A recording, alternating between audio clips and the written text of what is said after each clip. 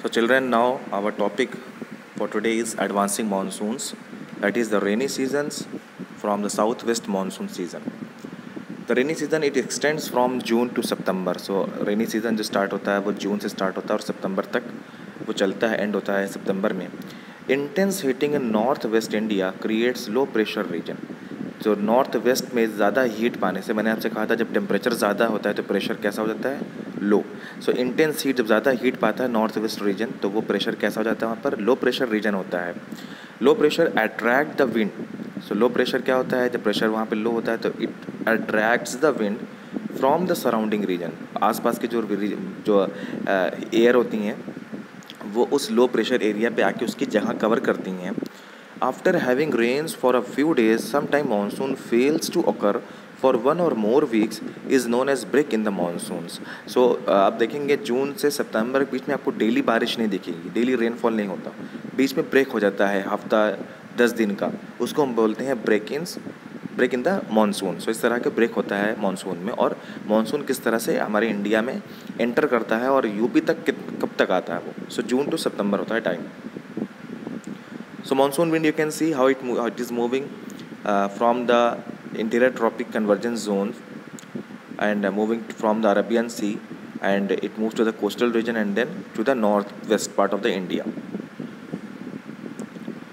Onset of monsoons, that from which month to which date it is moving from one part to another part of the country.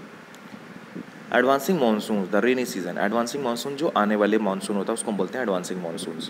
Bye early June the low pressure conditions over the northern plains attract the trade winds of the southern hemisphere.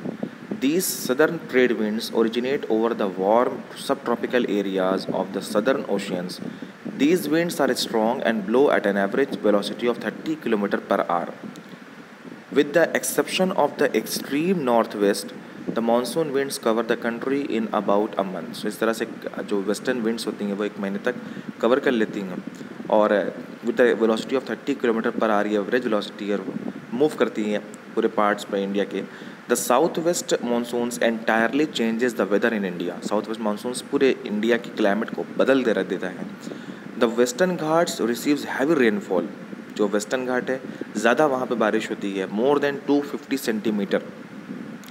The rain shadow areas like Deccan Plateau and parts of Madhya Pradesh also receive rain. Rain shadow जहाँ तक बारिश नहीं पहुँच पाती पूरी तरह से, क्योंकि वेस्टर्न घाट में वही जब क्लाउड्स ज़्यादा रेनफॉल कर देते हैं तो उनके पास वाटर में कुछ नहीं बचता, वाटर वेपर में, पानी में, सो वो सीधा ब्लो कर देते हैं आगे. The northeastern part of the country receives maximum rainfall. Mawsynram in the southern range of the Khasi Hills receive the highest average rainfall in the world. Rainfall in the Ganga Valley decreases from east to west. Rajasthan and parts of Gujarat get scanty rainfall. So Rajasthan और गुजरात जो है वहाँ पर कम बारिश होती है, western घाट पे ज़्यादा होती है. मौसिनरम में एवरेज सबसे ज़्यादा जो है रेनफॉल है वो वहीं पे होती है इंडिया के. तो इस तरह से रेनफॉल जो है वो डिस्ट्रीब्यूट की गई. ब्रेक्स इन द रेनफॉल, जैसे कि मैंने आपको बताया कि जो रेनी सीज़न स्टार्ट होता है जून टू सितंबर, तो ये पूरे महीने हर दिन नहीं रेनफॉल होती, बीच में ब्रेक लगता है हफ्ते 10 दिन का, तो उसमें बोलते हैं rainfall, breaks in rainfall. The monsoon rain take place only for a few days at a time. They are interspersed in the with rainless intervals. These breaks in the monsoon are related to movement of the monsoon's trough. The trough and its axis keep on moving northward or southward, which determines the spatial distribution of rainfall. Whenever the axis shifts closer to the Himalayas, widespread rain occur in the mountainous catchment areas of the Himalayan rivers, which also causes flood. The frequency and intensity of tropical depression determine the amount and duration of monsoon rains. These depressions form at the Bay of Bengal and cross over the mainland. The depressions follow the axis of the monsoon trough of low pressure. It causes heavy floods in one part and drought in other. Sometimes it disturbs the forming schedule of millions of farmers all over the country. आप देखेंगे जिस तरह से wind का direction है, जब heat intense heating ज़्यादा और कहीं कम होती है, इस तरह से जो विंड है वो मूव करती हैं. सो क्लाउड्स कहीं पे ज़्यादा होते हैं, कहीं पे कम होते हैं, जो रेनफॉल को ब्रेक भी करते हैं और रेनफॉल को डिस्ट्रीब्यूट भी करते हैं, कहीं पे ज़्यादा कहीं पे कम.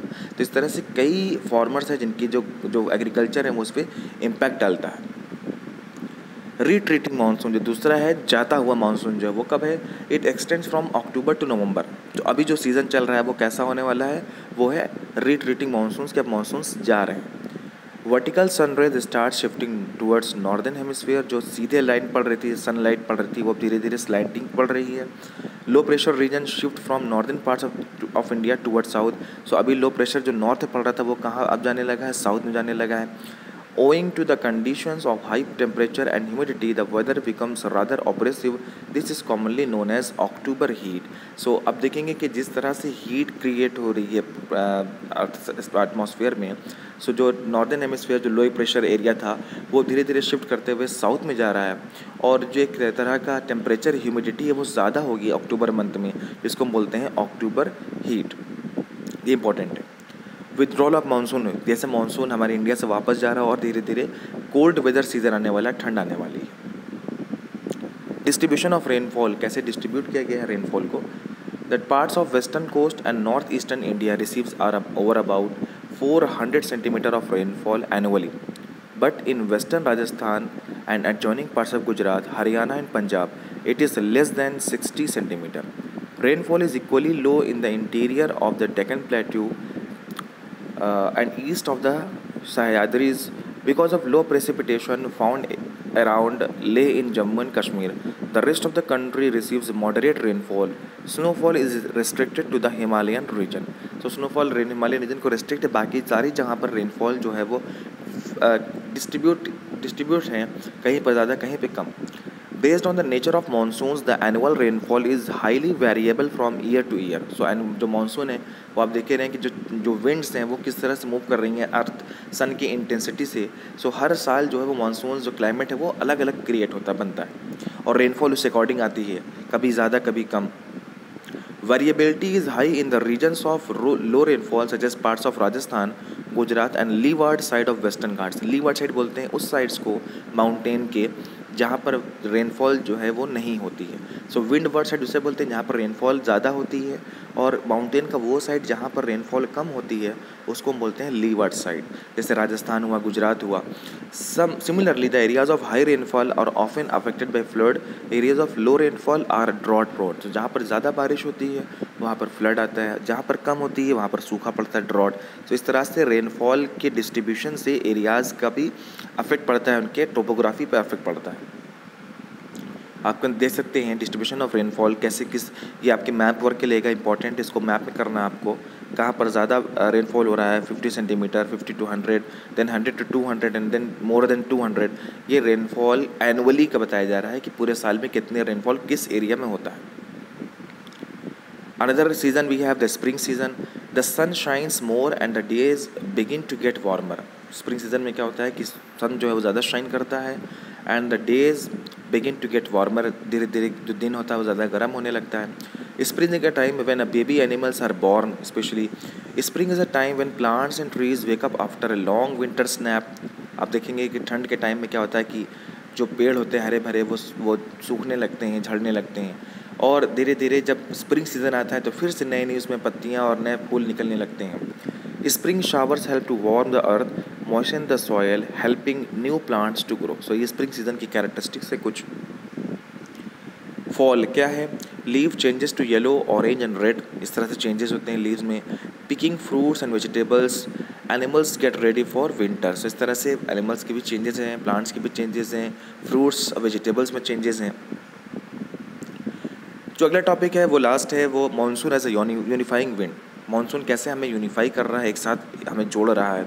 आप पूरे इंडिया में देखेंगे हर जगह का अलग अलग सीज़न है, अलग अलग वेदर कंडीशन है, लेकिन फिर भी वो हमें इकट्ठा बना के रखा हुआ है एक साथ। वो कैसे बना रहा है? The Himalayas protect the sub continent from extremely cold winds from central Asia. This enables northern India to have uniformly high temperatures when compared to other areas on the same latitudes. Similarly, the peninsular plateau, under the influence of the sea from three sides, has moderate temperatures. So, peninsular sides का जो temperature है वो moderate है, ना बहुत ज़्यादा गर्म ना बहुत ज़्यादा ठंडा। The unifying influence of the monsoon on the Indian subcontinent is quite perceptible The seasonal alteration of the wind systems and the associated weather conditions provide a rhythmic cycle of seasons. Rhythmic, एक के बाद एक seasons आ रहा है, ऐसा नहीं होता कि ठंड के बाद फिर से वापस रेनफॉल होने लगे। तो इस तरह से देखेंगे कैसे सीजन्स चेंज होते हैं और एक के बाद एक सीज़न फिक्स हमारे यहाँ बना हुआ है, एक रिदम बना हुआ है। The Indian landscape, its animal and plant life, its entire agricultural calendar, and the life of people, including their festivities, revolve around this phenomenon. So ये सारी चीज़ें एक दूसरे के क्या है, आप देखेंगे सारे कुछ फेस्टिवल्स हैं जो सीजनली होते हैं, ओकेजनली नहीं सीजनली होते हैं, रेनफॉल पे डिपेंड करते हैं, सनशाइन पे डिपेंड करते हैं, विंटर पे डिपेंड करते हैं। ये सारी चीज़ें बहुत इंपॉर्टेंट रोल प्ले करता है और ये सब हमें क्या किया है, यूनिफाई किया हुआ है। सो मॉनसून्स जो है वो एक तरह का हमारा यूनिफाइंग बॉन्ड है जिससे सभी लोग इससे जुड़े हुए हैं। So this was the chapter. I hope all of you have got this. So read from your NCERT book and clear all your doubts. Thank you.